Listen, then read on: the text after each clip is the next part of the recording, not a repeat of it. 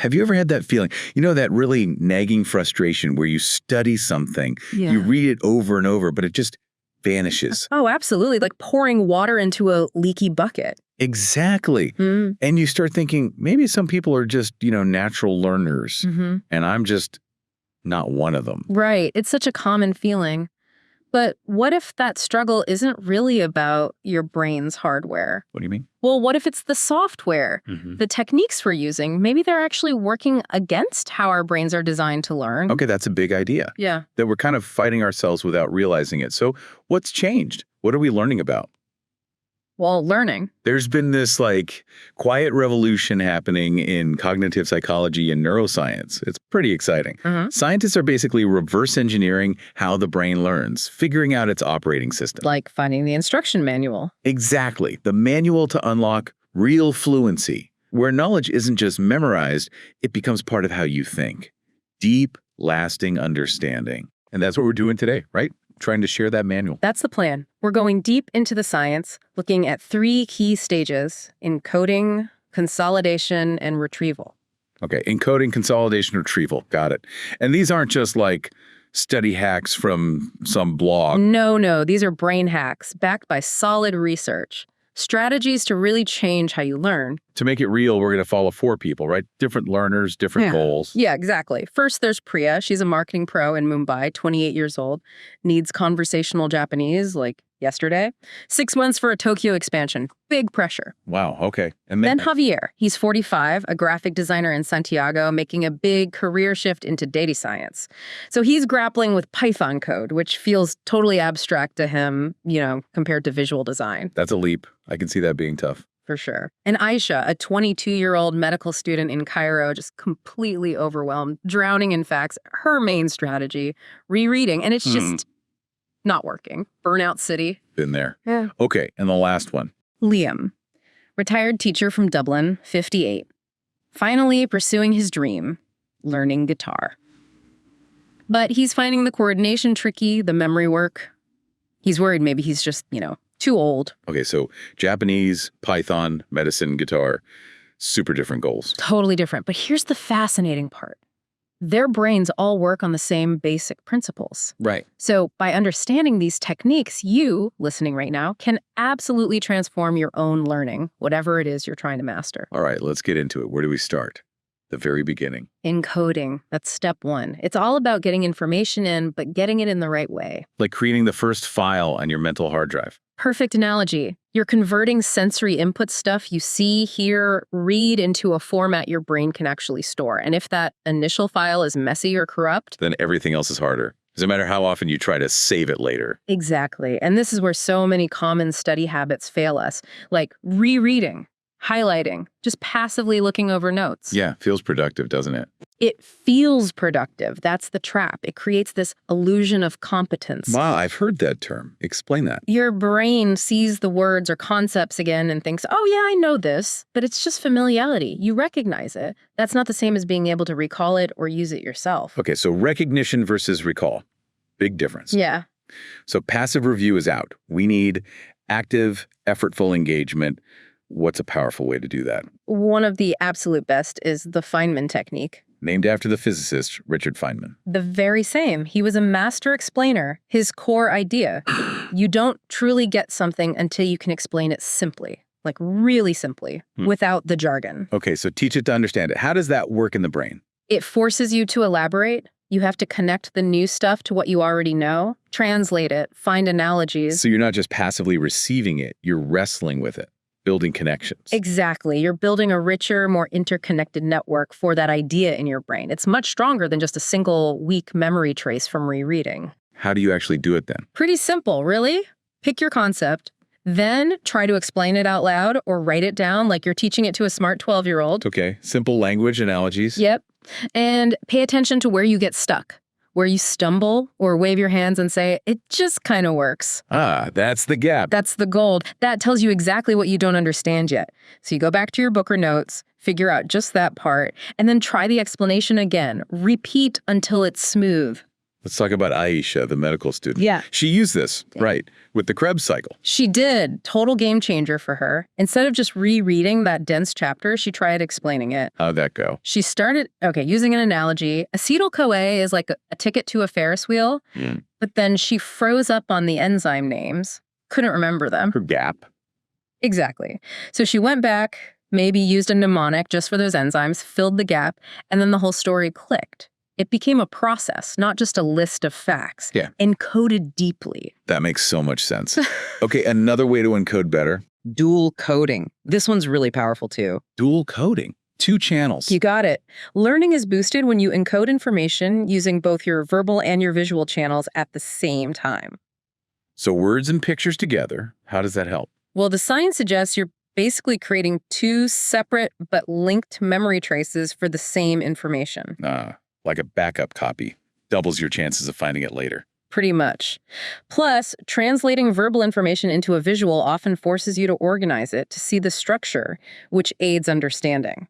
Okay, so practically speaking, how do we use dual coding? Think visually with your notes. Don't just write lists. Draw mind maps, flowcharts, simple diagrams or sketches next to concepts. Like little icons or something. Yeah, or even make a little infographic for yourself. Another way is to talk through a diagram out loud, pointing to the parts as you explain what's happening. Verbal and visual engagement. Javier, the graphic designer learning Python, this must have resonated with him. Big time. He was drowning in abstract syntax. Like, what is a for loop? The definition just wasn't sticking. Right, just words. So he drew it. A simple cartoon, a box-labeled list, a little robot picking items out one by one. Suddenly, the abstract code had a concrete visual anchor. He could see the loop happening. That's clever. Made all the difference for him. Okay, so Feynman for deep explanation, dual coding for multi-channel input. What about when things get really complex, lots of new pieces at once? That's where chunking is key. Taming complexity by grouping things together. Chunking? Why do we need that? Because our working memory, that mental scratch pad where you hold new info, is tiny. It can only handle maybe 4 to 7 new pieces of information at once. Seriously, that's not much. Not much at all. Trying to learn something complex all at once is like trying to juggle too many balls. You just drop them. Right. Or, like you said earlier, carrying water in cupped hands, it overflows. So chunking helps us bundle things up. Exactly. You group individual bits of information into a larger, meaningful unit, a chunk. Then your working memory only has to hold that one chunk, even if it contains lots of underlying info. Like a phone number. We don't remember 10 digits, we remember 3 chunks. Perfect example. So the process is break down the skill or topic into its smallest parts. Right. Then group some of those parts into a logical chunk. Practice just that chunk until it's smooth, almost automatic. Master the chunk. Then build a library of these chunks and practice connecting them, sequencing them. Liam, the guitarist, this sounds like exactly what he needed. It was huge for him. He started trying to memorize songs note by agonizing note. Super frustrating. I bet. His teacher got him thinking in chunks. First, just master the G major chord shape. That's chunk 1, get it clean. Okay. Then master C major, chunk 2. Then practice switching smoothly between G and C. That's connecting the chunks. Okay. Building it up. Then add D major. Now he has a GCD progression chunk, a fundamental building block used everywhere in music. Suddenly, learning songs felt manageable, not impossible. So good encoding is active, uses multiple channels, and breaks down complexity. That makes a solid foundation. It really does, but just encoding isn't enough. That new memory is still fragile, like wet cement. It needs time to set, right? Exactly. Which brings us to part 2, consolidation. This is where memories really stick, and a lot of it happens, surprisingly, when you're not even thinking about it. You mean like overnight, while we sleep? That's a huge part of it, yeah. Consolidation is the brain's process of transferring those freshly encoded memories from temporary storage, mainly the hippocampus, into more permanent, long-term storage in the neocortex. So moving the files from the downloads folder to the main hard drive. Nice. And while sleep is critical, there are things we can do while awake to help this consolidation process along. Okay, like what? How do we help cement those memories? Well, one of the most powerful tools is spaced repetition. This directly tackles something called the forgetting curve. Ebbinghaus. I remember reading about him. We forget things really fast initially, right? Depressingly fast. It's an exponential curve. Most forgetting happens in the first hours and days after you learn something. Which is why cramming feels so pointless long term. You might remember it for the test tomorrow, but next week, poof. Exactly. Cramming is fighting a losing battle against that curve. Spaced repetition works with the curve. Wow. The idea is to review the information at increasing intervals, specifically timed just as you're about to forget it. Ooh, okay. Catching it right before it falls off the cliff. Precisely. That act of successfully retrieving the memory right then sends a powerful signal to your brain. Hey, this one's important. Strengthen this connection. And each time you do that, the memory gets stronger. Right. And the forgetting curve gets flatter. You can wait longer before the next review. It's way more efficient than just reviewing randomly or massing practice together. Makes sense. So how do you actually implement spaced repetition? You could use a simple schedule, like review after 1 day, then 3 days, then 7 days, 21 days, something like that. Okay, a manual system. Or classic flashcards with a system like the Lightner box method. But honestly, the easiest way now is using digital tools. Apps. Yeah, spaced repetition systems or SRS apps like Anki or SuperMemo are brilliant. You make digital flashcards and their algorithms figure out the optimal time for you to review each card based on how well you know it. That sounds incredibly useful. Priya, learning Japanese vocabulary, does she use something like this? She leaned heavily on Anki. Facing, 1,000 new words? Reviewing them all daily would be impossible. Totally overwhelming. So she put them into Anki. The app showed her the hard words more often, the easy ones less frequently. She just trusted the algorithm, spent maybe 20, 30 minutes a day. And the result? She retained vocabulary at a rate that amazed her. It wasn't about working harder, it was targeting her effort precisely where it was needed. Working smarter. That's a great example. Okay, so spacing when we review is crucial. What about how we practice, especially skills? Is there a better way than just drilling one thing over and over? There definitely is. It's called interleaving, mixing things up. Interleaving. As opposed to what? As opposed to blocked practice. Yeah. That's our usual instinct. Practice one thing, say, hitting tennis forehands over and over and over until you feel you've got it, then move to backhands. Yeah, that feels logical. Master one thing at a time. It feels easier in the moment, and your performance during that practice session might even look better. But the research shows interleaving leads to much better long-term learning and adaptability. So instead of 50 forehands, then 50 backhands, you'd mix them up, like forehand, volley, backhand. Exactly. Or for math, instead of doing 20 problems of type A, then 20 of type B, you mix problems of type A, B, and C all in the same set. Why is that better? It sounds harder, maybe even confusing. It is harder in the moment. That's the key. It creates what scientists call desirable difficulty. Desirable difficulty. Okay. Because you're constantly having to load and reload different strategies or motor programs, your brain has to work harder to figure out which technique applies when. It's not just mindless repetition. So you're learning not just how to do each thing, but when and why to choose it.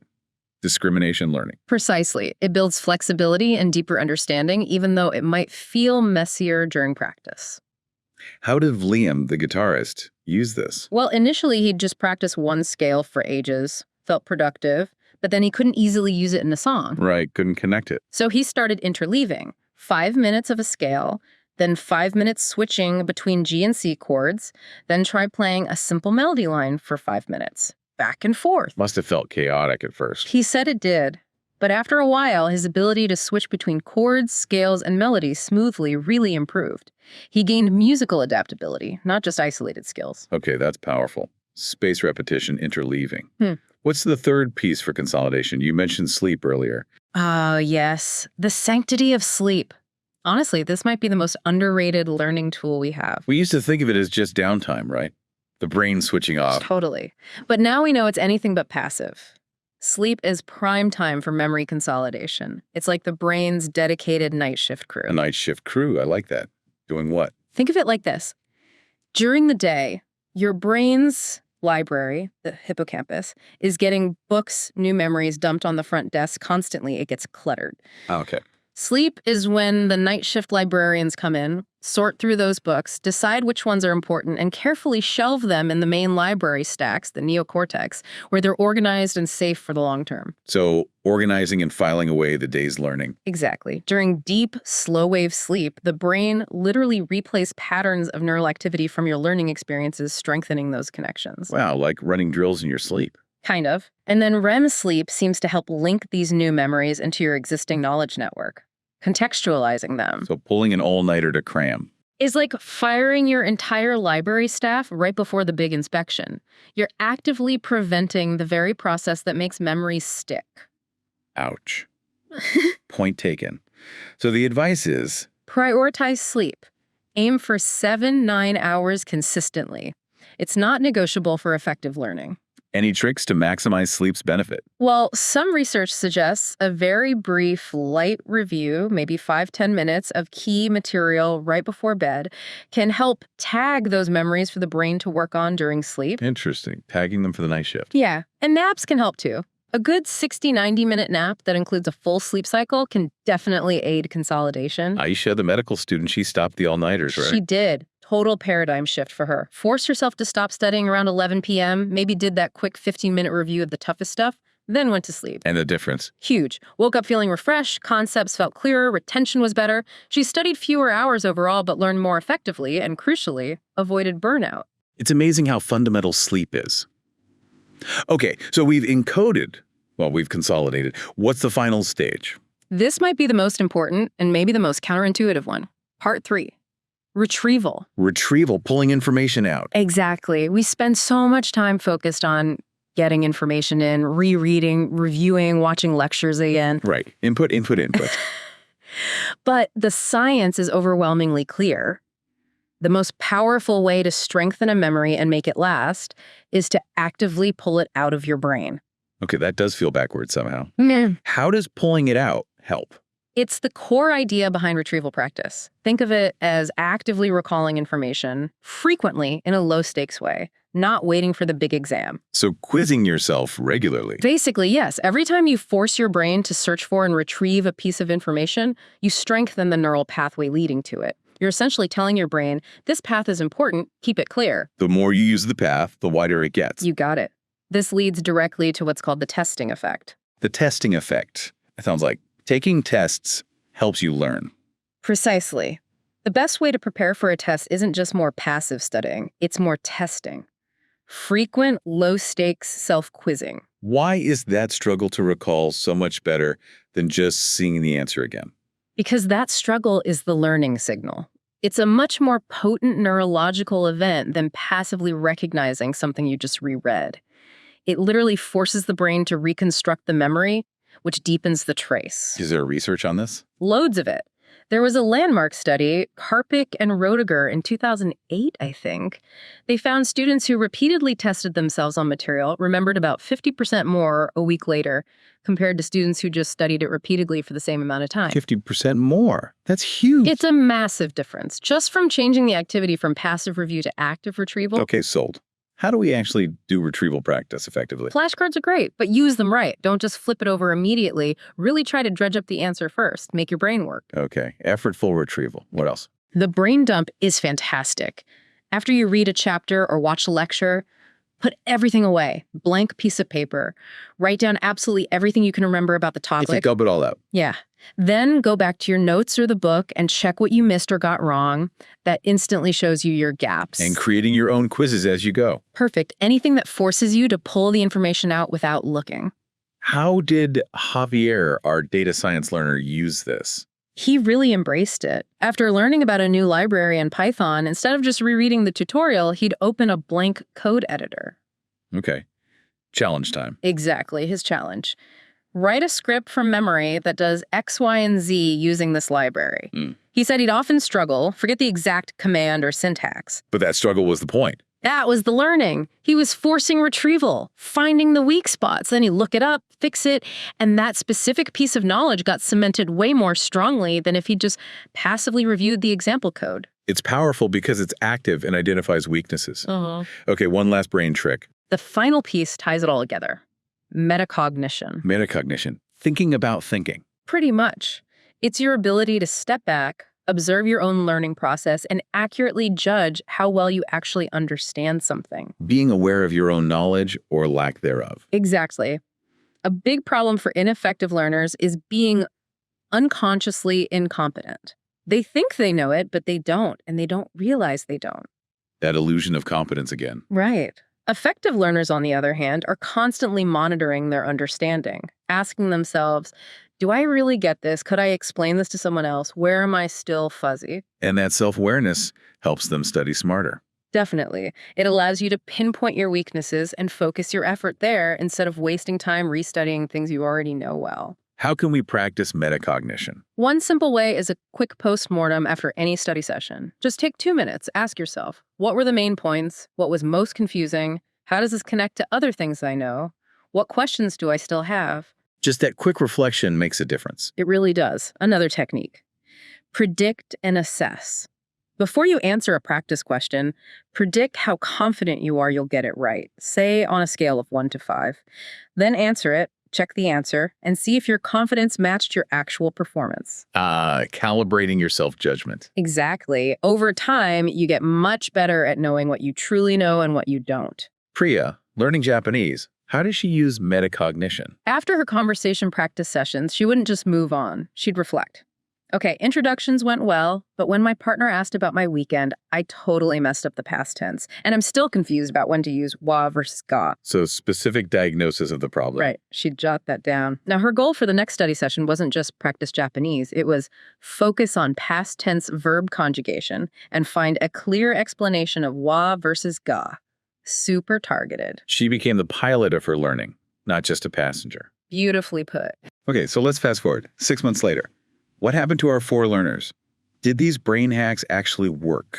The results were pretty amazing, honestly. But it wasn't magic. It was consistent application of these principles. Tell us about Priya. Ready for Tokyo? She was confident.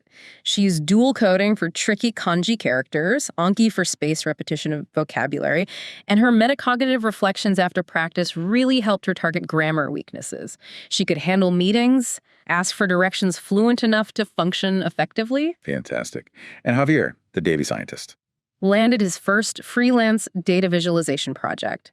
He chunked the programming concepts, used Feynman to make sure he grasped the logic, not just memorized code, and did daily retrieval practice, like rebuilding small scripts from scratch. So he made the career change work. What about Aisha, the overwhelmed medical student? Passed her crucial exams, and importantly, without the usual burnout. Swapping cramming and all-nighters for consistent sleep and spaced repetition was key.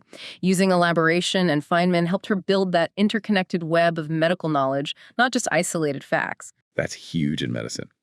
And finally, Liam, our guitarist, still worried he was too old. Not anymore. He was playing full songs for his grandkids. He really learned to embrace that desirable difficulty of interleaving scales and chords. He used chunking to break down tough passages. He proved to himself and everyone that the brain's capacity to learn doesn't just expire. You just need the right methods. Wow. Their stories really drive it home. It's not about innate talent, it's about technique. It really is. The path to fluency, to deep learning, isn't some mystical gift. It's a series of deliberate, scientifically backed steps, working with your brain's design. So for everyone listening, the message is pretty clear. You can stop those frustrating, inefficient habits. Yeah, ditch the passive rereading. Replace them with active, effortful strategies. Encode properly, using things like Feynman and dual coding. Break complexity down with chunking. Trust the consolidation process, space out your practice, interleave different skills, and please get enough sleep. And maybe most importantly, embrace retrieval. Understand that pulling information out is what truly strengthens it. Test yourself constantly. Think about your own learning. The tools aren't secrets anymore. We've basically just walked through the brain's instruction manual. It's in your hands now. So the final thought is, what will you learn?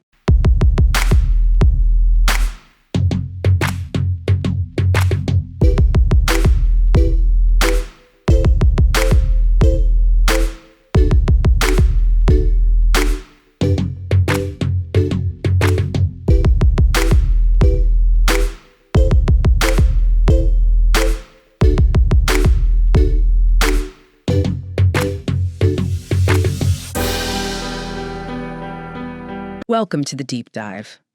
Today, we're embarking on a journey, not just through a biography, but really into the mind of a true cultural force. We're talking about Steve Jobs, a paradoxical pioneer whose life profoundly shaped the very tools you and I use every single day. Yeah, it's kind of hard to overstate, isn't it? It really is. So our mission in this deep dive is to unpack the specific facts, the personal experiences, the career turns, basically what made him so unique, so impactful based on the sources we've looked at. That's right. Because, to really get products like the Mac, the iPod, the iPhone, you have to understand the man behind them. Yeah. And he was complex, intensely driven. He quite literally willed these things into existence. Yeah. And his life was just this incredible roller coaster, wasn't it? Absolutely. From his suburban garage to getting kicked out of his own company to this triumphant return and then, boom, transforming Apple into the most valuable company in the world. And he had this powerful metaphor for technology, even way back. A bicycle for the mind. What do you think that tells us, that simple phrase? It's perfect, isn't it? Yeah. It immediately signals he wasn't just thinking about, circuits and wires. Yeah. He was thinking about human potential, augmentation, tools that make us better, faster, smarter. Like a bicycle does for locomotion. Exactly. Technology wasn't supposed to be intimidating. It was an extension of our intellect. That user-centric idea, it was there right from the start. And to understand how that philosophy really took root, we need to go back, way back to his origins. Yeah, the very beginning. He was born in San Francisco, February 24, 1955. His biological parents were unwed graduate students, Joanne Schiebel and Abdul Fattah Jandali. And there was intense pressure, apparently, from Schiebel's father, which led her to arrange a private adoption. With a very specific condition. Yes, a firm condition. Her son had to be adopted by college graduates. That was non-negotiable for her. But then there's a twist, right? Oh, yeah, a major one. The baby was initially placed with a lawyer and his wife, but they decided they wanted a girl instead and backed out. Wow. So the agency then contacted Paul and Clara Jobs from Mountain View. Working class couple, salt of the earth, but not college graduates. So Schiebel refused at first. She did. Dug her heels in. She only agreed after Paul and Clara signed papers promising, in writing, that they would send Steve to college. That whole backstory, knowing he was adopted, the conditions, it clearly shaped him profoundly. Hugely. There's that story he told about being maybe 6 years old. A neighborhood girl asked if his real parents didn't want him. Just devastating for a kid. Oh, man. But his adopted parents, Paul and Clara, their response was immediate and emphatic. No, we specifically pick you. That duality, feeling abandoned yet chosen, that must have set up such an internal conflict. Absolutely. You see it playing out his whole life. On one hand, this intense, almost obsessive drive for control. Yeah. To create products so perfect, so beautiful, so chosen by the user that they couldn't possibly be rejected. Like trying to rewrite that initial rejection. Exactly. But then the flip side. Yeah. This deep-seated fear of being let down, which, well, sometimes manifested as real cruelty towards employees he felt had failed him, or people who didn't meet his standards. And his actual childhood environment was kind of perfect for what he'd become, wasn't it? Growing up right there. In the heart of what was becoming Silicon Valley, Mountain View, Los Altos, he was surrounded by engineers, HP, Fairchild, guys tinkering in their garages. That whole culture. Yeah, that hands-on maker culture, he breathed it in. And his adoptive dad, Paul Jobs, seems like such a key figure. Hugely important. Paul was a machinist, rebuilt cars. He gave Steve his love of craftsmanship. He even sectioned off part of his workbench for him, saying, this is your workbench now. That's amazing. And Paul had this philosophy. He loved doing things right. He even cared about the look of the parts you couldn't see. And that becomes a core Apple principle, doesn't it? Absolutely. That deep-seated belief in holistic design inside and out. Craftsmanship matters, even where no one looks. But he wasn't exactly a model student, was he? Despite being bright. No, definitely rebellious. Bored in school. Famously, a fourth-grade teacher had to sort of bribe him with candy and money to get him to focus. It worked, though. Apparently, his test scores shot up. They even wanted to skip him ahead.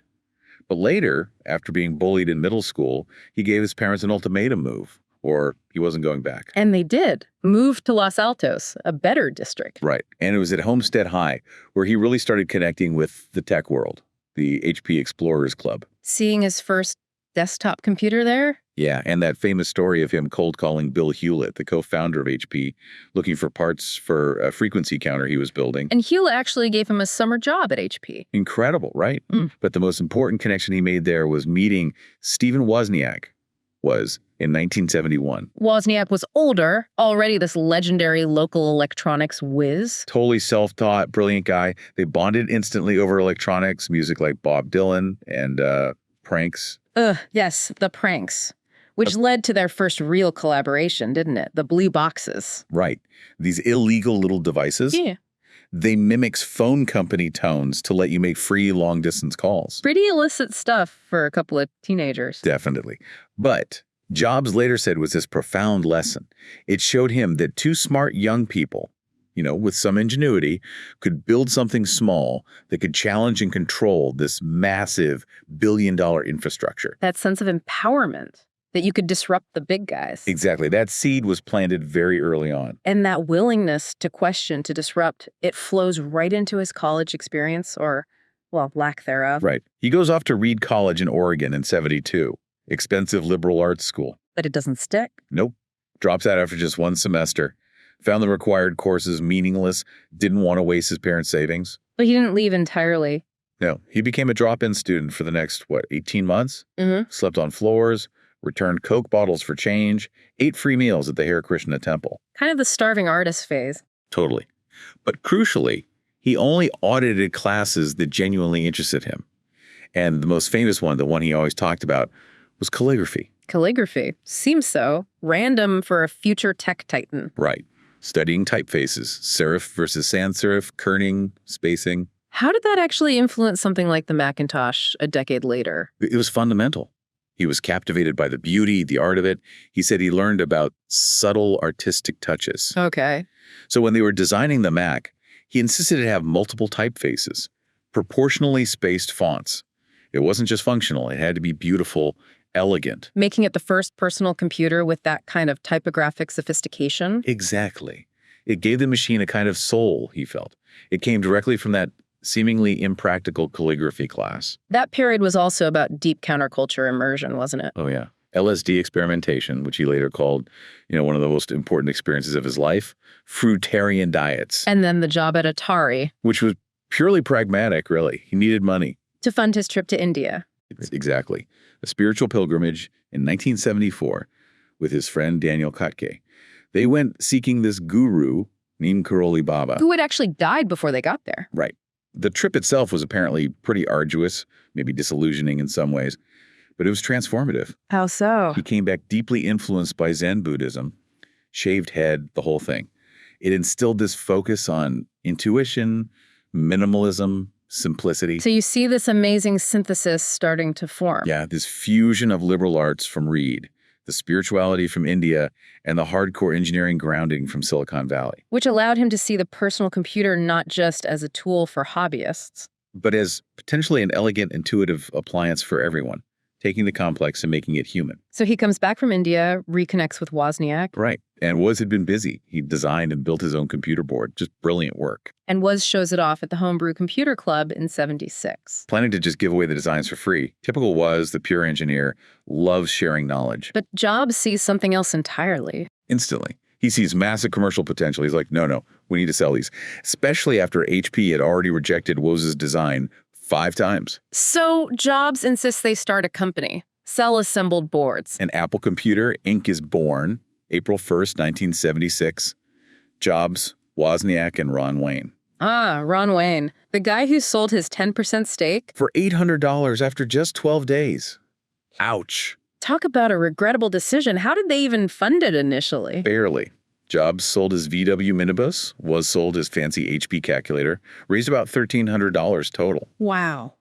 $1,300. And they started building the first Apple iComputers in the Jobs family garage, hand assembling them. And they got that first crucial order. Yeah, 50 units from Paul Terrell's Bite Shop. That really got them going. But the Apple, I was still pretty basic, right? Just a board for hobbyists. Very much so. But Jobs already had the bigger picture. He saw the potential for a personal computer, something for everyone. And that led to the Apple II. Right. He pushed Woz relentlessly to design something completely different, a complete package. Yeah. Keyboard, color graphics, sound. And a case. That beige plastic case Jobs obsessed over. He wanted it to look friendly, like an appliance you'd have in your home, not some intimidating machine. It was all about the user experience, even then. But they needed more than $1,300 to build that vision. Absolutely. That's where Mike Markula came in, a retired Intel marketing guy. Jobs convinced him to invest. Yep. $250,000 in early '77. But Markula brought more than just cash. He brought business experience, a proper business plan. He helped turn them from hobbyists into a real company. He apparently predicted they'd hit the Fortune 500 in under 2 years. He did, which sounded insane at the time, but he was right. The Apple II, launched in '77, was a monster hit. It basically defined the early personal computer boom. And Apple made the Fortune 500 list incredibly quickly, by '83, right? Yeah, it was this perfect storm. Wozniak the engineer, Jobs the visionary, Markula the business mind, all essential. But even with the Apple II flying off the shelves, Jobs wasn't satisfied. He was already looking for the next big thing. Always, which led to that legendary visit to Xerox PRRC in 1979. Ah, the PR Keys visit. This is huge. Monumental. He and some Apple engineers got a demo of experimental technologies Xerox was working on. The graphical user interface, the mouse, object-oriented programming. Things we take for granted now, but revolutionary then. Totally. Jobs was floored. He famously said, "It was the best thing I'd ever seen in my life." He instantly knew that was the future of computing. He wanted to bring it to Apple immediately. Right away. He was initially involved with Apple's Lisa project, which was trying to incorporate some of these ideas. But he got pushed out of that. Yeah, his management style was already causing friction. So, undeterred, he basically hijacked a smaller, less ambitious research project started by Jeff Raskin. The one Raskin named after his favorite Apple. The Macintosh, exactly. Jobs took it over and completely reshaped its mission, made it way more ambitious. This became the Macintosh project, his personal crusade. Totally. He drove that team with this messianic intensity. That famous reality distortion field kicked into high gear. Pitting his Mac team, his pirates, against the navy of the Lisa team. Yeah, fostering this rebellious, us against the world vibe. The mantra was simple. The product had to be insanely great. Nothing less. What was it like working under that reality distortion field? Must have been intense. Insanely intense. People worked crazy hours, pushed beyond their limits. Jobs could be brutal, telling people their work was garbage 1 minute, brilliant the next. High burnout, I imagine. For sure. But also incredible loyalty and a belief they were changing the world. He somehow made them believe the impossible was possible. And his obsession with perfection, even the unseen parts. Like the circuit board story, rejecting the first Mac board layout because it wasn't beautiful enough inside. Even though no customer would ever see it. But Jobs argued, a great carpenter doesn't use lousy wood for the back of a cabinet. It had to be perfect through and through. That was his father's influence, pure and simple. And he fought against compromises, right? Like Raskin wanting cheaper components. Big time. That was a defining battle. Jobs won, cementing his belief that his vision, trumped market research or cost concerns. Create something insanely great, and the market will follow. The Macintosh finally launched in January '84. Big splash. The 1984 Super Bowl ad directed by Ridley Scott. Iconic. Positioning the Mac as liberation against the IBM conformity. It was brilliant marketing theater. And the Mac itself? It really felt like all those threads of his life coming together, didn't it? Absolutely. The counterculture vibe, the calligraphy-inspired design, the craftsmanship, the sheer ambition. It felt like the first computer with, well, a soul. It struggled at first. Sales weren't great initially. No, it was underpowered for what it was trying to do. Not enough memory, not enough software. The vision slightly outpaced the available tech at that price point. So was that Jobs pushing too hard too fast, or just the reality of launching something so new? Probably a bit of both. The hardware was limited in '84, but Jobs also had this tendency to believe his vision could overcome practical hurdles like the lack of software. That definitely hurt early sales. And those disappointing sales created real tension inside Apple. Big time. Especially between Jobs and the CEO he'd hired, John Sculley. The guy he lured from Pepsi with that killer line. Do you want to sell sugar water for the rest of your life? Or do you want to come with me and change the world? Classic Jobs. They were close at first, but the Mac's struggles drove a wedge between them. Fundamentally different philosophies. Jobs was about the next revolution, damn the cost. Sculley, coming from Pepsi, was focused on profitability, the bottom line, protecting the Apple II cash cow. And Jobs' management style wasn't helping. Autocratic, abrasive. Erratic. Launching expensive projects, clashing with executives. The board was getting nervous. So things came to a head in spring '85. Yeah. The board basically told Sculley he needed to rein Jobs in. Jobs found out and tried to orchestrate a coup to oust Sculley while Sculley was out of town. But Sculley caught wind of it. He did, confronted Jobs, called an emergency board meeting, and basically said, it's him or me. And the board backed Sculley. They did. stripped Jobs of all operational duties. He was chairman, but had no power. He hung around for a few months, then resigned. Was he fired? Did he quit? It's always debated. Semantics, maybe. He lost the power struggle decisively. He couldn't operate within the rules of the big corporation he'd helped create. His own reality distortion field couldn't overcome corporate reality that time. So he's out bitterly. But he doesn't just disappear. Not Steve Jobs. He immediately starts planning his next move. Founds NXT, Inc. in '85, puts in $7 million of his own money, takes some loyal Apple engineers with him. The goal? Build the perfect computer. Aimed at higher education and business, the computer he couldn't quite build at Apple. And the result was the NXT Cube, unveiled in '88. Visually stunning. This perfect 1-foot magnesium cube, matte black, just gorgeous industrial design. And technologically advanced, too. Way ahead of its time. High-res display, magneto-optical drive for storage, built-in Ethernet. And the software, next step, was incredible. Powerful, elegant, built on Unix. But didn't sell. Nope. Commercial failure. Way too expensive. $6,500 base price back then. That's like over $14,000 today. Ouch. Another lesson that great tech doesn't automatically mean market success. A harsh one for Jobs. Vision wasn't enough. So in '93, he makes this major concession for him. Gives up on the hardware. Exactly. Pivots Nexity to be a software-only company, selling Next Step and its development tools. Found a niche. Survived. But the impact of NXT went way beyond its own sales, didn't it? Massively. Famously, Tim Berners-Lee used an NXT computer at CERN to invent the World Wide Web. Built the first browser and server on it. Wow. And crucially, that NextEgg software, that becomes the golden ticket back to Apple later on. While NXT is struggling, he starts another venture, Pixar. Right. In '86, he buys the computer graphics division from George Lucas's Lucasfilm for $10 million. Renames it Pixar. His initial idea was hardware again. Yeah, selling high-end graphics computers. Yeah. But that business struggled badly. Jobs poured tens of millions of his own money, maybe over $50 million, just to keep Pixar afloat. What saved it? The small animation department, led by John Lasseter, they were making these amazing little short films, like Luxo Jr., the one with the desk lamps. Ah, yes. Those shorts showed Pixar's real magic wasn't hardware. It was storytelling through computer animation. And this forced Jobs to change his management style. Dramatically. He knew he wasn't the expert in filmmaking. He couldn't just dictate like at Apple. So what role did he play? He became more of a patron, a protector of the creative talent, like Lasseter and Ed Catmull.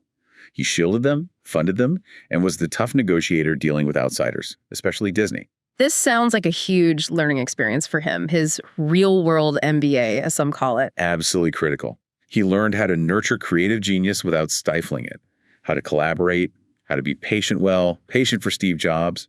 It was essential for his return to Apple. Then came the big breakthrough, the deal with Disney. To make the first fully computer-animated feature film, Toy Story. Which was a gigantic hit in 1995. Critically acclaimed, huge at the box office. Massive.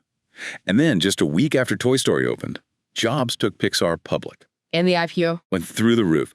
Instantly made Steve Jobs a billionaire, something he hadn't achieved at Apple the first time around. And eventually, Disney bought Pixar outright. Yep, in 2006, for $7.4 billion in stock, made Jobs Disney's largest individual shareholder and put him on their board.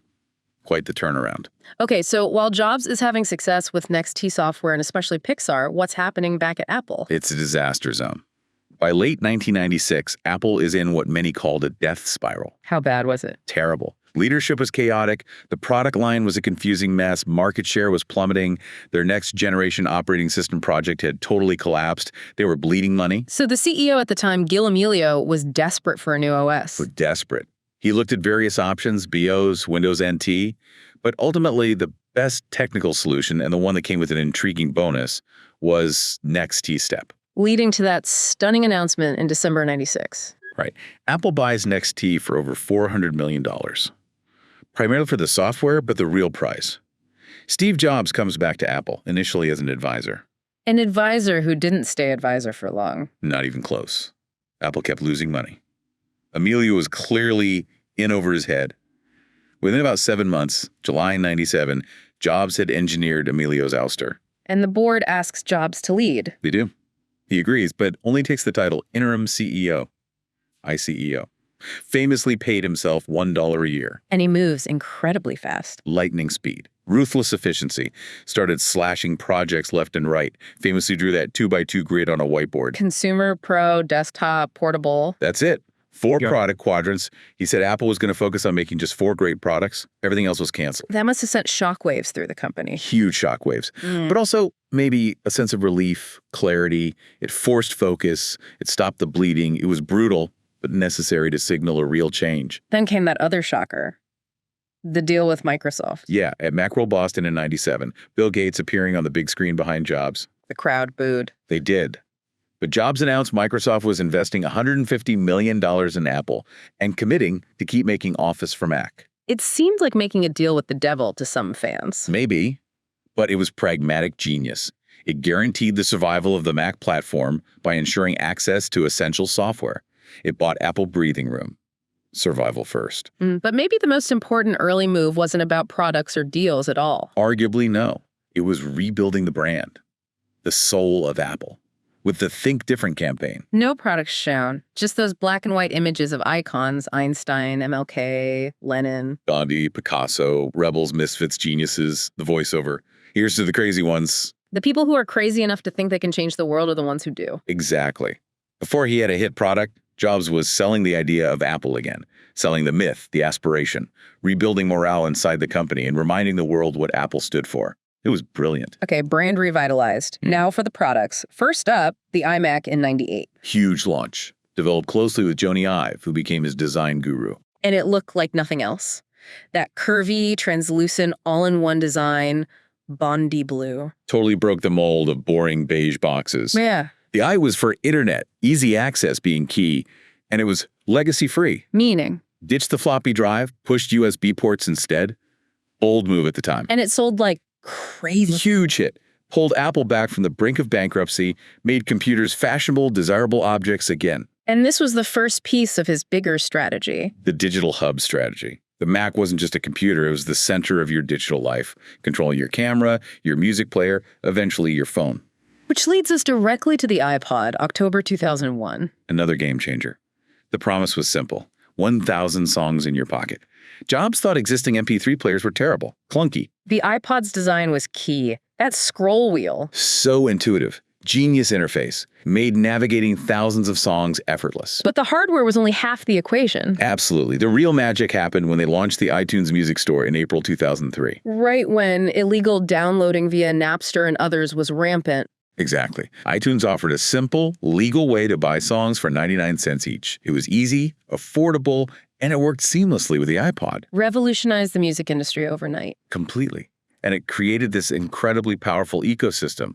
iPod hardware, iTunes software, iTunes Store, all working together perfectly. That focus on the total user experience, the seamless integration, that became Apple's winning formula. The absolute core of their dominance in the 21st century. Okay, so iPod is huge. Apple is back. What's next? Jobs gets paranoid. Strategic paranoia, he called it. By the mid-2000s, he saw cell phones starting to add music players. He realized they could eventually kill the iPod's business. So he decides Apple needs to disrupt itself. Before someone else does. Yes. Cannibalize your own golden goose. He decided Apple had to make a phone. They tried collaborating with Motorola first, right? The ROKR phone? Yeah, total disaster. Clunky phone, crippled iTunes integration. It convinced Jobs Apple had to build the whole thing. Hardware, software, everything. Which led to Project Purple, top secret. Started around 2004. And the key breakthrough was multi-touch technology. Apple had been developing it for a potential tablet computer. But Jobs made the call to put it on a phone first. Crucial decision. Shrink it down. Yeah. Make the interface the star. And then January 9th, 2007, Macworld, the big reveal. Maybe the greatest product launch ever. He teases everyone. A widescreen iPod with touch controls, a revolutionary mobile phone, and a breakthrough internet communicator. Building the suspense. And the punchline. These are not 3 separate devices. This is one device. And we are calling it iPhone. Crowd goes wild. And it just obliterated the existing smartphone market. Everything else looked ancient overnight. That massive touchscreen, the intuitive software, it was a leap.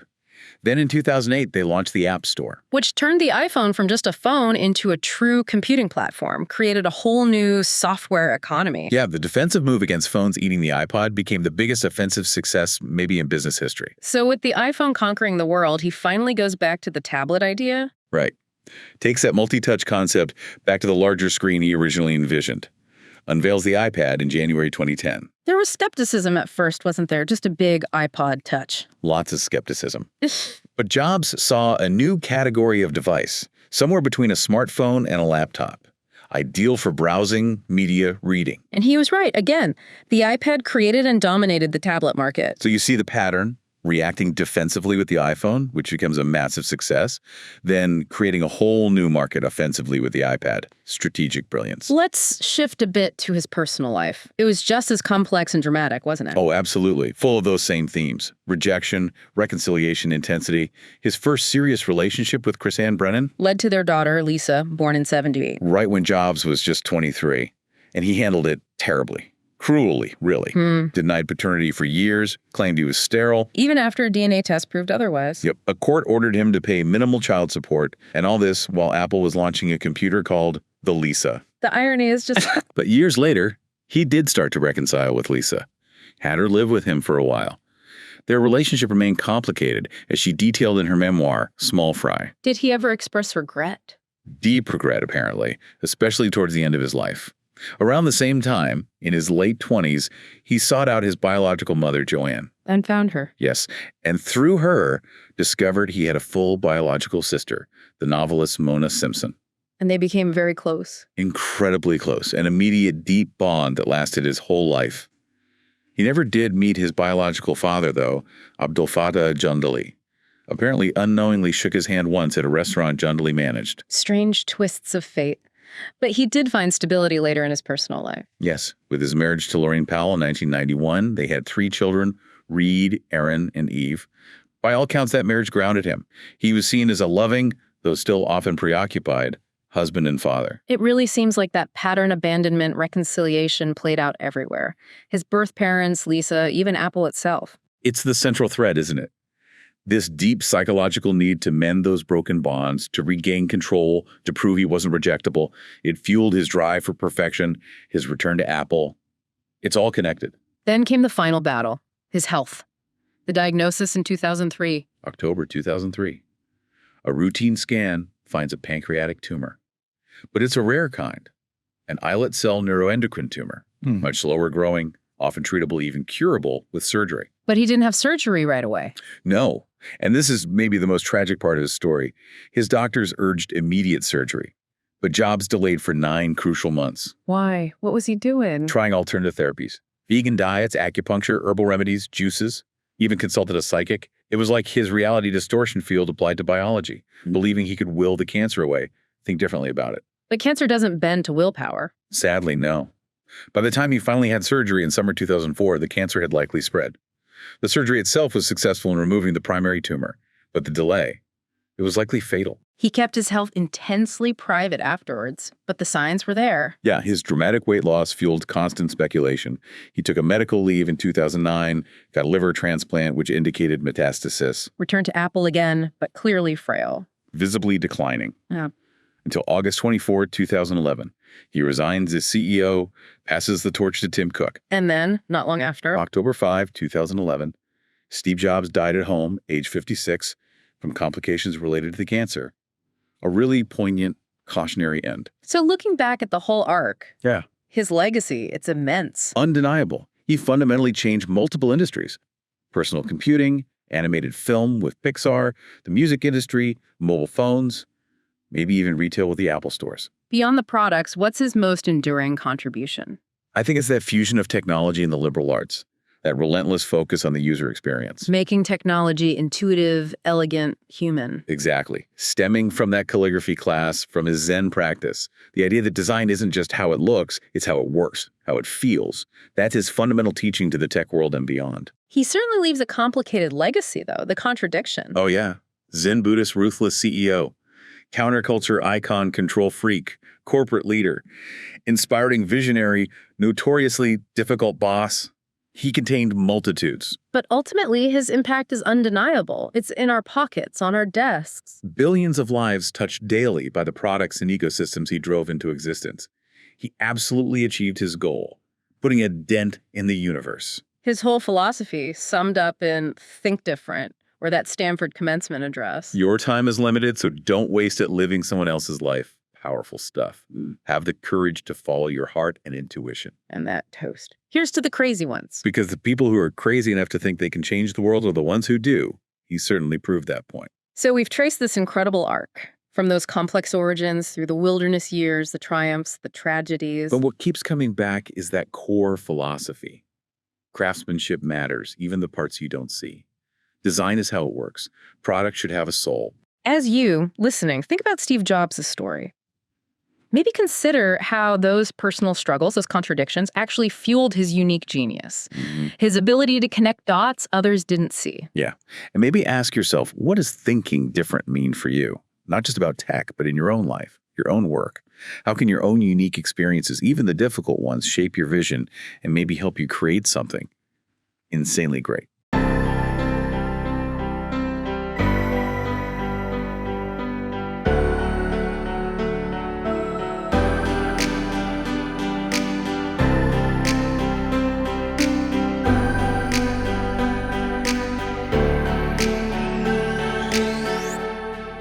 Okay, let's unpack this. We're about to take a deep dive into the fascinating, complex, and yeah, sometimes surprising story of Mercedes-Benz.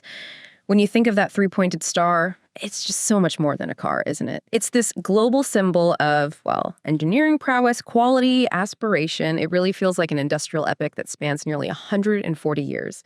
And we've got a stack of incredible sources to draw from today to tell this story. Our mission really is to give you a shortcut, a way to get well-informed about this industrial titan without getting bogged down. We're hoping for some surprising facts, those aha moments, maybe a little humor, keep you hooked. You know, we're going to cover a lot. From its dual, fiercely competitive origins through these world-altering innovations and, yeah, even catastrophic moral failings to its remarkable resilience and its huge current shift towards electric and digital. This isn't just any car company. It's a saga of a company that's consistently been right there shaping history. So let's kick things off right at the beginning. The genesis of the industry, the origins of Mercedes-Benz are genuinely unique. Not one founder, but two separate kind of competing pillars of German engineering side by side. First, you've got Benz and C, founded in Mannheim, 1883 by Carl Benz. His approach was really holistic. He saw the automobile as a completely new integrated system, not just an engine on wheels. And that vision, it led to incredible growth. From a small workshop, Benz and C actually became the world's largest car company by 1900, making, 572 cars a year? Pretty amazing back then. Then over in Cannstatt in 1890, you have Daimler Motor and Gesellschaft, DMG, founded by Gottlieb Daimler and his brilliant partner, Wilhelm Maybach. Their focus was totally different. They were powertrain specialists. Their big goal was to perfect a small, light, high-speed internal combustion engine, one that could power anything land, water, air, which, of course, is what the three-pointed star eventually came to symbolize. Right. And what's fascinating here, I think, is how that duality ultimately became a massive strength for the company they eventually formed. You had Benz establishing excellence in the whole vehicle design, the system, while DMG was laser focused on nailing the advanced powertrain. So when they finally merged, it wasn't just, combining forces. It was a powerful synthesis, expertise in the heart of the engine and the whole body. And it all kicks off, really, with these huge inventions happening in the same year, 1886, a pivotal year. January 29th, Carl Benz gets the German patent for his vehicle with gas engine drive, the Benz patent motor wagon. We look back now and see it as the world's first true automobile. And what's striking is how complete it was for its time. 3 wheels, rear-mounted engine, water-cooled, single-cylinder 4-stroke, only 0.75 horsepower, mind you. But crucially, it had electric ignition, a differential, tiller steering. It was conceived as a whole. An integrated concept from the start. But the public, well, they were skeptical, as you'd expect. Its viability was really proven famously in August 1888. Carl's wife, Bertha Benz, she just took off on this daring 106-kilometer trip about 66 miles Mannheim to Pforzheim. Didn't even tell Carl. Can you imagine? That journey was basically the world's first proper road test and brilliant PR, too. It showed people this thing actually worked, that it was practical. Huge deal. And in that same year, 1886, Daimler and Maybach unveiled their own thing, a 4-wheeled motor carriage, powered by their revolutionary high-speed engine, which they perfected just the year before in '85. Yeah, the grandfather clock engine. Looked a bit like one, apparently. But the innovation was the speed. It could hit 600, maybe 900 RPM. Which was just incredible compared to other engines chugging along at, 120 to 180 RPM? Exactly. That speed meant a much better power-to-weight ratio. Small, light enough for vehicles. They first put it in the ride wagon in '85, world's first motorcycle, basically. Yeah. Then a carriage in '86, a boat in '87, proving how versatile it was. So when we look at this amazing overlap, Benz inventing the car concept, Daimler and Maybach inventing the modern powertrain. How do those fit together? Where's the real synergy there? That's a great way to put it. It really highlights the distinct genius involved. Benz thought about the whole vehicle. Daimler and Maybach perfected the engine, the thing that could power almost anything. The real synergy, the kind of aha moment for the industry was realizing that putting these two breakthroughs together, well, that unlocked everything. And it's interesting, Benz's first real sales success wasn't even in Germany. Oh, really? Yeah, it came through a Parisian agent, Emile Roger. Shows that link between German engineering and global commerce was there right from the very start. Okay, so Benz, Daimler, Maybach, they're the engineers. But the brand name that would define it all, that came from a very demanding customer, Emil Jelinek. Wealthy Austrian businessman, super successful DMG agent for the French Riviera, but also a big racing enthusiast. And he was not happy with DMG's current cars, called one the manure wagon. He wasn't shy. He had leverage, and he used it. He raced under the pseudonym Mercedes. Right, and that name became key. This led to a huge agreement, April 2nd, 1900. Jelinek basically said, I'll buy 36 cars, a massive order worth 550,000 gold marks back then, if Maybach designs me a totally new revolutionary race car. And his specs were super specific. Long wheelbase, wide track, lower center of gravity, powerful engine. Plus, two crucial marketing demands. One, the car had to be named Mercedes after his 10-year-old daughter, Mercedes Jelinek. Two, he got exclusive sales rights for this new model in key places like France, America, Austria, Hungary. Smart guy. Very smart. He knew what he wanted and how to get it. Yeah. And the car they built, the Mercedes 35 HP, it wasn't just another car. It was a turning point for the whole industry. Debuted December 2010, 1900. Innovative pressed steel frame, honeycomb radiator, powerful 5.9-liter engine. It just set a completely new standard. It caused a sensation at the 1901 Nice Race Week, just dominated. Yeah, that's when Paul Mayen, head of the French Auto Club, famously said, we have entered the Mercedes era. That win basically secured DMG's future financially and led to Mercedes being registered as an official trademark September 26, 1902. So how big a deal was Jelinek in shifting things from just engineering to being market-driven? Transformative, absolutely. He was, in effect, the industry's very first product manager. Before him, it was mostly engineers building what they could build. Jelinek brought that market pull. He demanded a product that customers, especially the wealthy racing crowd, actually wanted.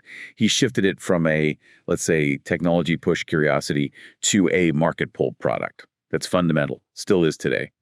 Masterclass, really. Okay, so you've got these two giants, Benz and DMG, both successful but separate. Then comes World War I, the economic devastation in Germany afterward. It just forced their hand, didn't it? It did. Survival mode kicked in. The rivals had to talk. They called it a strategic rapprochement. Right. Started with an agreement of mutual interest in May 1924, and then the full merger on June 28, 1926, forming Daimler-Benz AG. And like you said earlier, this wasn't just a corporate deal. It was like brand alchemy, creating something much bigger. The new brand name, Mercedes-Benz. Genius, really. Mercedes kept that DMG market flair, performance, global recognition. Benz honored Carl Benz, the inventor, bringing that historical weight. The gravitas. And a new logo in 1925 took DMG's three-pointed star, Daimler's ambition for land, sea, air, and wrapped it in Benz and C's laurel wreath, symbol of victory, quality. A very potent symbol. Mercedes on top, Benz on the bottom.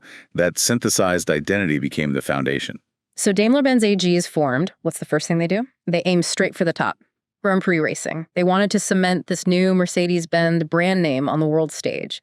It kicks off at the Nürburgring, June 3rd, 1934, the International Eiffel Race, debut of the new Mercedes-Benz W25 Grand Prix car, Manfred von Brauchitsch driving, and he wins. First race out. Incredible debut. And that really started an era of almost total dominance from 34 right up to World War II and 39. It was basically the Silver Arrows, Mercedes-Benz, and Auto Union ruling Grand Prix. Drivers like Rudolf Caracciola became legends, European champion in 35-37, constant tech development too. But this was more than just sport, wasn't it? There was a darker side. Yes, definitely. It became a huge projection of national prestige for Germany.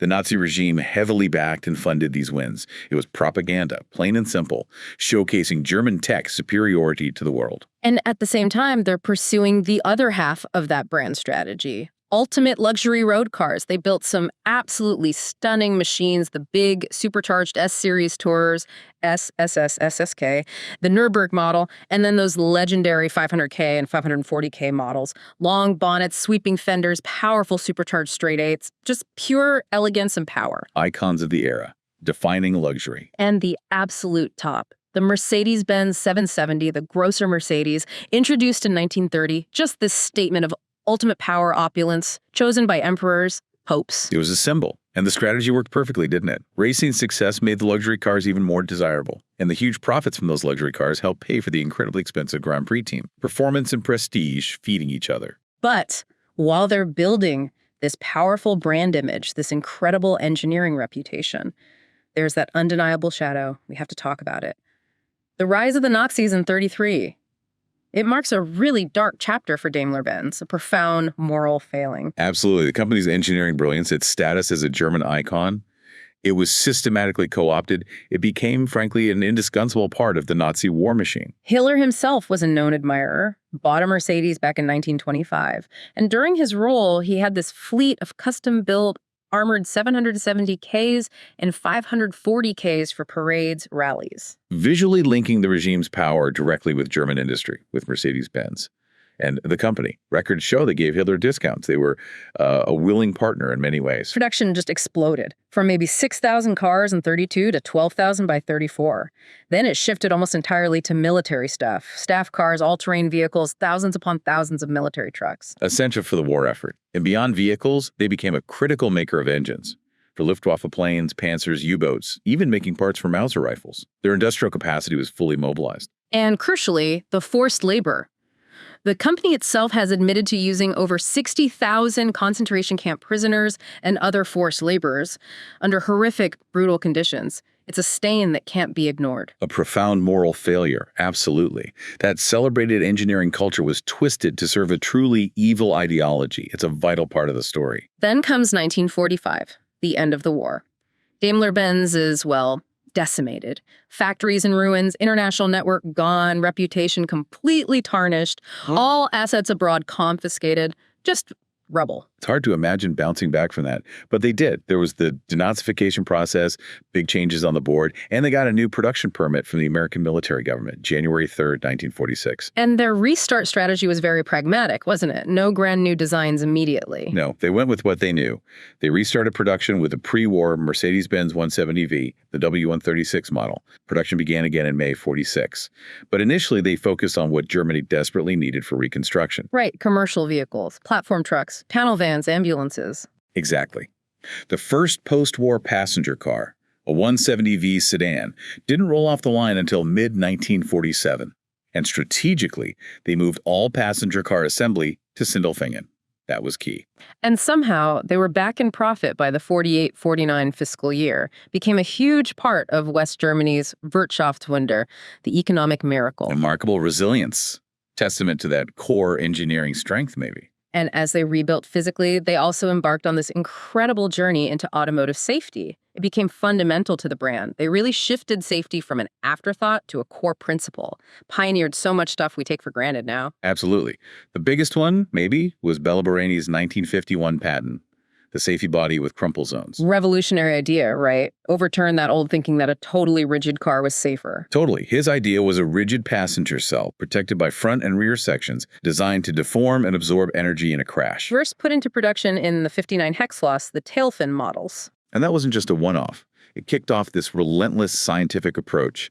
They started systematic crash testing in 1959, founded an official accident research department in 69. They even coined the terms active safety and passive safety. And the list of firsts is just incredible. Safety door locks in 49, dual circuit brakes 61, the ABS anti-lock brakes on the S-Class in 78, world first in production. Huge one. Then the driver's airbag with a seatbelt tensioner, again in the S-Class, 81. Later, ESP electronic stability program in 95. Pre-safe in 2002. It just goes on. So how big was that decades-long focus on safety in shaping not just Mercedes, but the whole car world? Oh, monumental. Absolutely monumental. It cemented Mercedes as the global leader in safety, made the brand synonymous with it. But more than that, it forced the entire industry to raise its game. These weren't just features, they were life-saving paradigm shifts. It showed how a company could lead not just with tech, but with a real commitment to people's well-being. It changed everything. So while the 170V was about pragmatic rebuilding, another car emerged that was pure aspiration. The 300 SL Gullwing, the W198. It felt like this cultural phoenix rising from the ashes, a statement that German engineering was back on top. It really was. Its roots were in the successful W194 race car from '52. But the push for a road version came from America.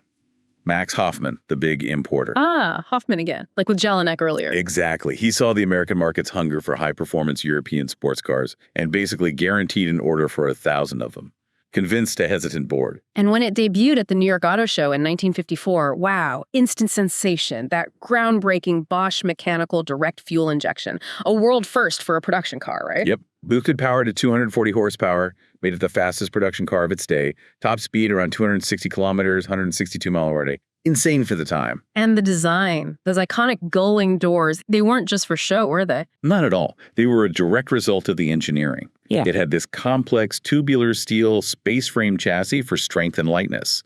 But the deep frame rails along the sides meant normal doors wouldn't work. So they came up with the top-hinged gullwing solution. Genius and unforgettable. It totally reestablished Mercedes and German industry as world leaders and launched the whole legendary SL super-liked dynasty. An absolute icon. Still is. And riding that wave, Mercedes jumped back into top-tier racing in '54, Formula One. Alfred Neubauer, the legendary pre-war team boss, was back in charge. They showed up at the French Grand Prix with the W196, an absolute technological marvel. Yeah, they raced it in both open wheel and that cool streamlined closed wheel form, and it just blew the competition away immediately. They signed the reigning champ Juan Manuel Fangio. And he dominated. Won the Drivers' Championship in '54 and '55. His teammate Sterling Moss won races too. In just 2 seasons, the new Silver Arrows totally conquered F1, back on top. But then, tragedy. June 11th, 1955. The 24 hours of Le Mans, that horrific accident involving the Mercedes 300 SLR driven by Pierre Levet. Levet died, and over 80 spectators. Just awful. Terrible, terrible day for motorsport. And Mercedes' reaction was decisive. Immediate withdrawal from all factory racing at the end of that '55 season, despite being utterly dominant, to just walk away at their absolute peak. What does that decision tell us about the company's character back then, that sense of responsibility? It's a defining moment, I think. It showed this capacity for total dominance, yes, but also this willingness to make huge long-term strategic shifts based on a really sober look at risk and their rider responsibilities. Le Mans forced a fundamental rethink about why they were racing, and the fact they stayed out of F1 as a full constructor for 55 years afterwards, that shows how deep that decision went. Okay, let's jump way forward now. Late 1990s, the era of big auto industry consolidation. And Daimler-Benz makes this huge, ambitious, and ultimately pretty disastrous move. May 7, 1998. They announced this massive $37 billion stock swap deal with Chrysler, billed as the merger of equals made in heaven, creating Daimler Chrysler AG, 5th largest automaker in the world, overnight. And on paper, you can kind of see the logic, right? Complementary strengths, Daimler-Benz, the king of luxury, Chrysler, hugely profitable mass market player, strong in North America with minivans, Jeep, SUVs, trucks. Looked good on paper, but the reality, very different. That merger of equals idea just crumbled. The corporate cultures are like oil and water. Complete opposites. Daimler-Benz, methodical, hierarchical, quality at any cost. Chrysler, agile, informal, almost a cowboy culture focused on cost and speed. And trying to mix them. Nightmare. You couldn't force Daimler's expensive engineering onto Chrysler cars without killing their price point. And using Chrysler parts in a Mercedes. Unthinkable for the German brand's image and promise. It led to chaos. Key Chrysler execs left, morale plummeted. And the financial results were just brutal. The combined share value actually dropped below what Daimler-Benz was worth before the merger. Billions lost. Lawsuits. Yeah, CEO Jürgen Schremp, the guy who pushed the deal, later admitted the merger of equals line was never reality. Ouch. It's become a classic business school case study, hasn't it? How not to do a merger. So after nearly 10 years of that entanglement, it finally ended in 2007. Daimler sold 80% of Chrysler to Cerberus Capital Management for just $7.4 billion. a tiny fraction of the original value. The parent company went back to being Daimler AG, but the bigger realignment came later. Right. Project focus. Much more fundamental restructuring. In 2021, they decided to completely separate the truck and bus business from the passenger cars. December 10th, 2021, the truck division spun off into its own independent company, Daimler Truck Holding AG. And the final step, really symbolic, February 1st, 2022. The remaining company, just cars and vans, officially renamed Mercedes-Benz Group AG, stock ticker MBG. A definitive end to the Daimler Chrysler saga, and a clear signal, doubling down on being the most desirable cars in the world. Back to the core. And interestingly, while all this corporate restructuring was happening, they were also seriously reigniting the silver arrows on the track. 2010, Mercedes returns to F1 as a full works team, bought the Braun GP team, which had just won the championship. Took a few years to build up, but then came the 2014 rule changes. The new 1.6-liter V6 turbo hybrid engines.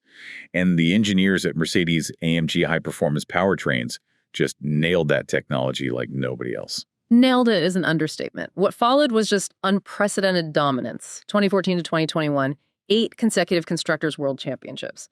A record. And 7 straight drivers' titles in that period. 6 for Lewis Hamilton, 1 for Nico Rosberg. Just incredible sustained success. And that massive investment in F1, it serves 2 key purposes. Right? Exactly. On one hand, it's a tech lab. F1 pushes hybrid systems, energy recovery, batteries, efficiency to the absolute limit, stuff that feeds directly back into road cars. And on the other hand, it's a massive global marketing platform. Associates the Mercedes star with cutting-edge tech, elite performance, winning that halo effect. So that brings us pretty much up to today. And the biggest challenge facing Mercedes-Benz Group now, electrification. This massive global shift. They've committed with their Ambition 2039 strategy, aiming for a co-neutral fleet by 2039. And the plan is for all new vehicle platforms from 2025 onwards to be electric only. Big commitment. Huge. Their initial approach was the dedicated sub-brand Mercedes EQ, launched back in 2016. The first model is the EQC SUV in 2018, then the EQA, EQB, the big EQS, and EQE sedans, all with a distinct sort of one-bow design language. That strategy seems to be shifting now, doesn't it? There's been a course correction. Yeah, quite a significant and public one. Seems like a few things happened. EV demand slowed in some key markets. There was criticism of the EQ styling being maybe too different. Sales didn't quite hit expectations for some models. So they're pivoting. Seems like it. They've paused production on some EQ models temporarily, and they've announced a move away from having a completely separate design language for EVs. The new goal seems to be a more unified look across the whole portfolio, emphasizing Mercedes-Benz first, powertrain second. And the naming is changing too, dropping the EQ prefix. Apparently so, for new models. We're seeing things like G580 with EQ technology instead of, say, EQG. That sounds like a costly but maybe necessary adjustment for such a huge brand. What does that tell us about navigating this transition? You hit it. It's a crucial adaptation based on real-world feedback. They seem to have realized customers don't necessarily want a separate electric car from the Mercedes people. They want a Mercedes that happens to be electric. It's a really big, expensive lesson in brand elasticity, I suppose. Shows how tough this transition is, even for giants. And it shows they're willing to adapt, even if it means rethinking expensive earlier decisions. So wrapping this up, it's been quite a journey, a really compelling story of innovation, resilience, strategic shifts. From those dual origins, that unique synthesis of vehicle design and powertrain engineering, they've defined and redefined the automobile for nearly 140 years. Yeah, this deep dive really brings out those core themes, doesn't it? That relentless tech leadership inventing the car, the Mercedes 358P, that century of safety breakthroughs. Absolutely. And the masterful use of motorsport. Yeah. Not just for wins, but for tech development and brand building. Plus that unwavering focus on luxury, creating cars that are more than just transport. Symbols. And critically, that incredible resilience, recovering from wars, that dark moral stain, the Daimler-Chrysler mess. They keep coming back. So what does this all mean for the road ahead? Well, Mercedes-Benz Group is clearly at another huge turning point. This shift to electric software-defined vehicles, it's as big a challenge as inventing the car in the first place. Their ongoing adjustments with the EQ strategy show just how complex it is. The big question now is, can those core brand promises, the engineering, the safety, the luxury, the performance, translate seamlessly into this completely new tech era? Will that spirit of innovation from 1886 keep driving them forward? It's fascinating to watch what stands out to you from this incredible deep dive into Mercedes-Benz's history. Lots to think about there.